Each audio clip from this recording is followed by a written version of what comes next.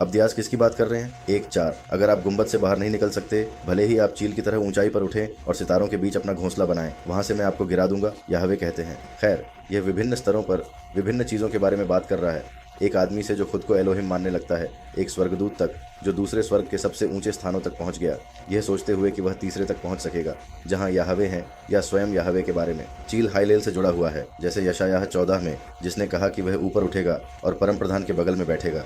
तो वह कहता है, भले ही तुम चील की तरह ऊंचाई पर उठो और सितारों के बीच अपना घोंसला बनाओ, सितारे आकाश में हैं।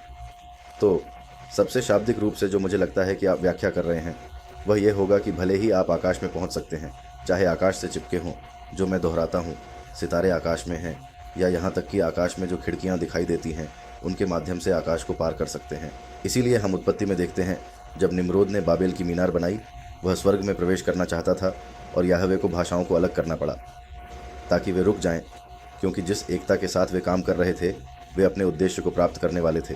तो यदि याहवे भाषाओं को नहीं बदलते तो वे दूसरे स्वर्ग में प्रवेश कर जाते, क्योंकि आकाश मंडल में प्रवेश द्वार है। तो भले ही तुम चील की तरह ऊंचाई पर उठो और सितारों के बीच अपना घोंसला बनाओ, वहां से मैं तुम्हें गिरा दूंगा, याहवे कहते हैं।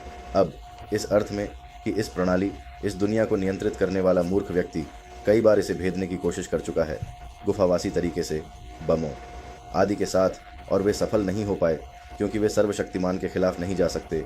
इसके लिए एक विशिष्ट ज्ञान की आवश्यकता होगी ताकि मार्ग और प्रवेश द्वार आदि का पता चल सके, जिसे स्पष्ट रूप से याहवे केवल उसी को अनुमति देंगे जिसे वे चाहेंगे।